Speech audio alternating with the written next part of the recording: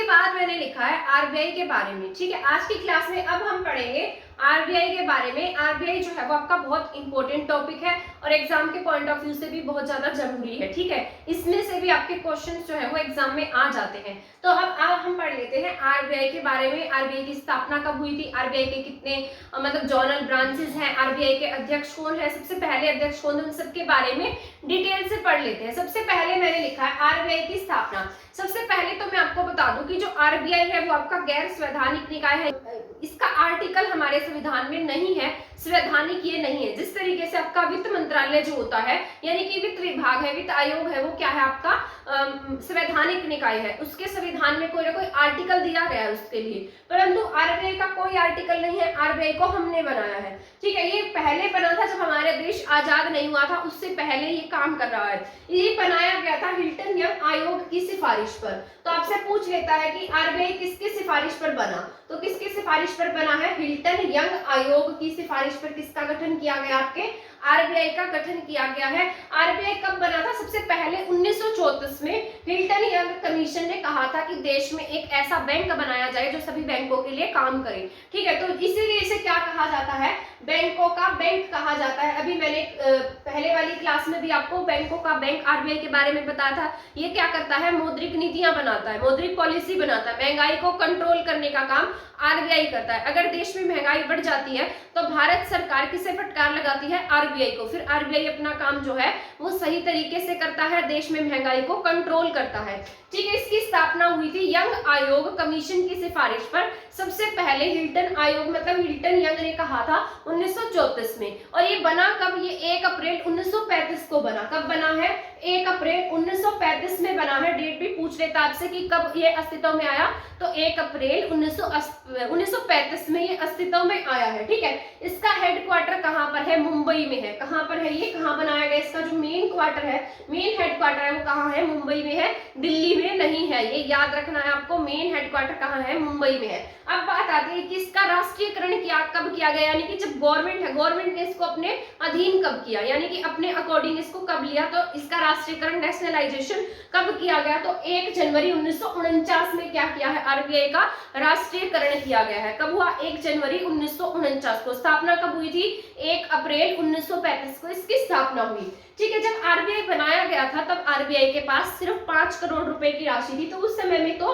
इन पैसों की कितनी वैल्यू होती थी, है ना, आज कितनी है, 200 करोड़ राशि होनी चाहिए किसके पास में, आरबीआई के पास। जब ये बना था तब अधिकतम राशि को आधार पर बनाया गया था, यानी कि ये पहले किस आधार पर काम करता था, अधिकतम आरक्षित राशि पर काम करता था जो 400 करोड़ थी। अब न्यूनतम आरक्षित कोष कितना है, 200 करोड़ है। 115 प्लस 75 करोड़ के आधार पर ये क्या करता है, काम करता है।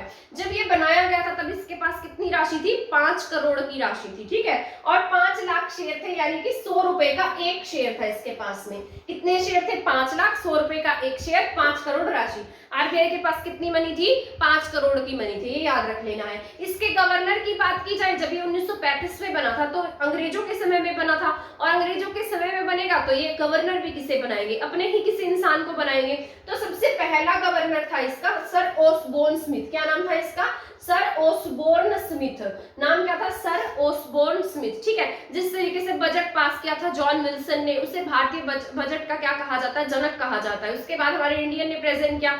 अब यहाँ पर किसने पेश किया है, सर ओसबोर्न स्मिथ ने। ठीक है, तो आरबीआई का सबसे पहला बजट जो किसी भारतीय ने पेश नहीं किया उसका नाम क्या था, सर ओसबोर्न स्मिथ था। और फिर फर्स्ट इंडियन गवर्नर जो भारतीय मतलब जो आरबीआई के क्या बने, गवर्नर बने। ठीक है, तो यहाँ तो सबसे पहले गवर्नर कौन थे, सर ओसबोर्न स्मिथ थे। इसके बाद जो भारतीय गवर्नर बने हैं, सबसे पहले भारतीय गवर्नर, इनका नाम क्या है, सीडी देशमुख। इनका सबसे लंबा कार्यकाल रहा है एज अ गवर्नर। वैसे तो गवर्नर का जो कार्यकाल है वो कितना होता है, 3 साल का होता है, लेकिन अगर सरकार चाहती है तो इन्हीं का कार्यकाल 2 साल तक और एक्सटेंड कर सकती है। ठीक है, तो हमारे जो आरबीआई के गवर्नर होते हैं उनका कार्यकाल कितना है, 3 साल का होता है, ये आपको याद रख लेना है। और सरकार चाहे तो इनके गवर्नर को एक्सटेंड यानी कि उनका कार्यकाल बढ़ा सकती है, और वो कितना बढ़ा सकती है, 2 साल, इससे ज्यादा नहीं बढ़ाया जा सकता। इसके बाद है एट प्रेजेंट, यानी कि अब इसके गवर्नर कौन है, आप सभी जानते हैं। एट प्रेजेंट गवर्नर है शक्तिकांत दास, और ये 25वें नंबर के हैं। कितने नंबर के हैं, 25वें नंबर के। कार्यकाल कितना है इनका, 3 साल का है, ठीक है, ये याद रख लेना है। इसके बाद मैंने लिखा है, ये जैसे अब मान लो एक आरबीआई है, तो आरबीआई की क्या है, ब्रांचेस भी हैं इनके, मतलब जोनल हेड बनाए गए हैं। तो इसके 4 ब्रांचेस हैं जो अलग अलग क्षेत्र में काम कर रही हैं। एक है मुंबई, कहां पर है, मुंबई में है। दूसरी चेन्नई में, फिर कोलकाता में और दिल्ली में, ठीक है। तो दिल्ली में इसका मेन ऑफिस नहीं है, मेन ऑफिस नहीं, इसकी ब्रांच ऑफिस है। ब्रांच ऑफिस कहां पर है, दिल्ली में है, मुंबई में है, चेन्नई में है और कोलकाता में है, ठीक है। तो मुंबई में मिंट थी, मैंने पढ़ाया था आपको, सबसे पुरानी मिंट मुंबई में थी। चेन्नई में भी मिंट थी, है ना। कोलकाता में क्या थी आपकी, मिंट और प्रेस दोनों थी। और दिल्ली में नहीं थी, दिल्ली में इसका क्या है, ब्रांच ऑफिस है। तो 4 ब्रांच ऑफिस कौन से हैं, MCKD, इसको याद रख लेना, MCKD से, ठीक है, MCKD। तो MCKD से याद रख लेना, M से मुंबई, C से चेन्नई, K से कोलकाता और D से दिल्ली। तो M से क्या है, मुंबई है, C से क्या है, चेन्नई है, K से क्या है, कोलकाता है, D से दिल्ली है। तो 4 इसके हेड ऑफिसेस हैं।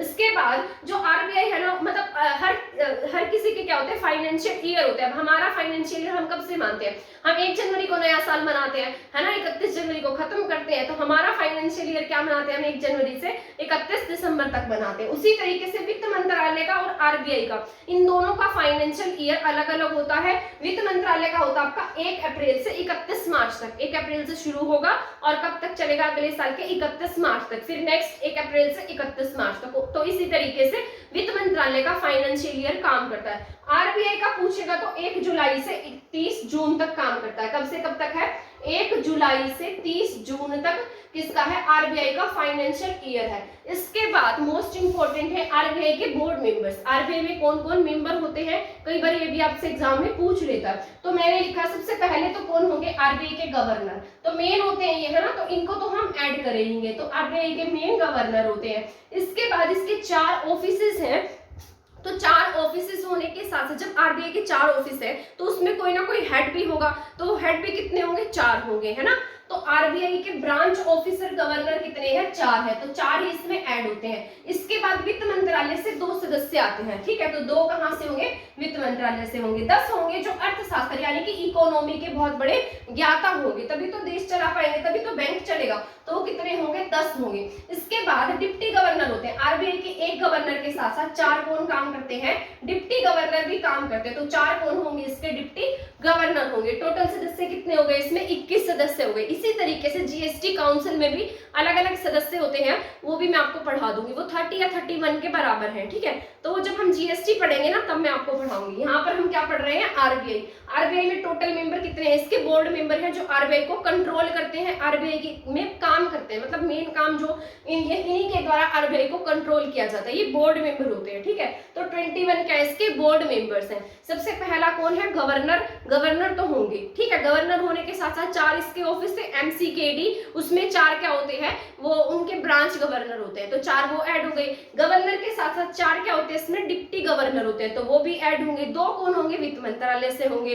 इसके साथ साथ 10 होते हैं जो अर्थशास्त्र के क्या हो, जानकार हो। तो टोटल मेंबर कितने हो जाते हैं हमारे पास, 21 हो जाते हैं, ठीक है। तो ये क्या है, हमारे पास आरबीआई के बोर्ड मेंबर है जो आरबीआई को क्या करते हैं, मतलब कंट्रोल करते हैं, आरबीआई के बोर्ड मेंबर्स। इसके बाद है आरबीआई के काम, मतलब आरबीआई क्या क्या काम करता है, ठीक है। आरबीआई का जो मेन विदेश में जो ब्रांच है ना, वो कहां पर है, लंदन में है। कहां है, लंदन। तो विदेश ब्रांच कहां पर है, हमारी लंदन में है, ठीक है। तो विदेश की ब्रांच होगी, मान लो कोई मतलब जैसे विदेश की कोई ब्रांच हमारे इंडिया में भी होगी, उसी तरीके से हमारे इंडिया की जो मेन रिप्रेजेंटेटिव है बैंक का, वो कहां पर काम करता है, लंदन में काम करता है, ठीक है। जिस तरीके से हमारे बहुत सारे लोग कहाँ रहते हैं, विदेशों में रहते हैं, या फिर हमारे बहुत सारे मतलब जो इंडिया के, हमारे इंडिया में भी बहुत सारे लोग बाहर से रहते हैं, तो इसीलिए क्या बनाया जाता है, मतलब यहाँ पर विदेशी ब्रांच बनाई जाती है। तो विदेश की ब्रांच कहाँ है, लंदन में है। ये क्या करता है, हमारे बैंक का एक रिप्रेजेंटेटिव है, कि हाँ हमारा यहाँ पर ये जो है पैसों का काम करता है, ये हमारे यहाँ बैंक है, ठीक है। तो आरबीआई के काम है, एक तो ये नोटों का एक्सचेंज करेगा, एक्सचेंज करने का काम कौन करता है, आरबीआई करता है, ठीक है।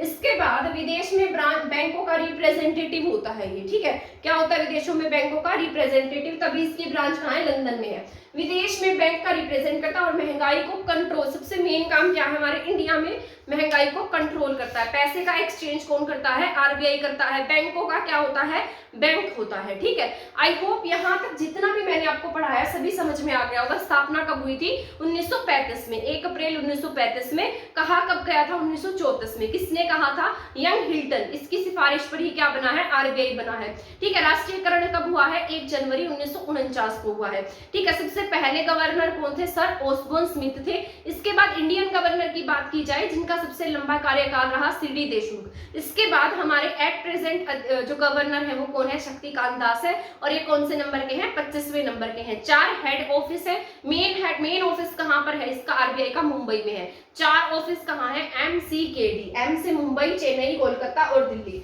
इसके बाद फाइनेंशियल ईयर्स हैं, अलग अलग हैं, होते हैं सबके, ठीक है। वो मैंने आपको बता दिया था, हमारा 1 जनवरी से 31 दिसंबर तक। फिर वित्त मंत्रालय का होता है 1 अप्रैल से 31 मार्च तक। फिर आरबीआई का कब से कब तक है, आरबीआई का है 1 जुलाई से 30 जून तक, ठीक है। इसके बाद इसमें सदस्य होंगे, कौन से सदस्य, विदेश का जो हेडक्वार्टर है वो लंदन में है।